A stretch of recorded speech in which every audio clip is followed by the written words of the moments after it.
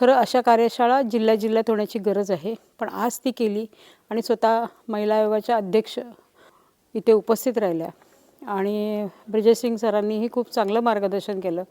मला वाटतं कायदे बदलत आहेत, महिलांसाठी वेगळे कायदे होत आहेत आणि मोठ्या संख्येने माध्यमातही महिला पत्रकार काम करत आहेत आणि त्यामुळे अशा महिलांसाठी कायदे आणि त्याबरोबर पुरुषांसाठी पण माहिती असायला पाहिजे.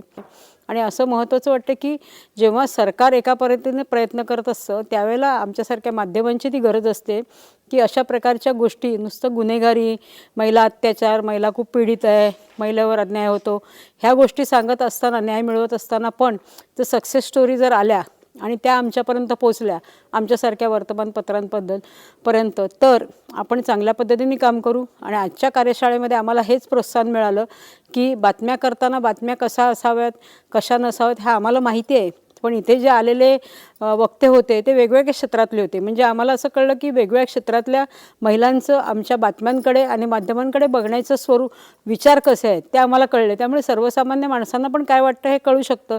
त्यामुळे अशा प्रकारे जर आपण जिल्हा पातळीवर जर हे घेतलं तर आमचं वर्तमानपत्र पण ग्लोबल टाइम्स पण आपल्याला सपोर्ट करेल आणि अशा प्रकारचे कार्यक्रम वारंवार घेतले जावे असं मला वाटतं.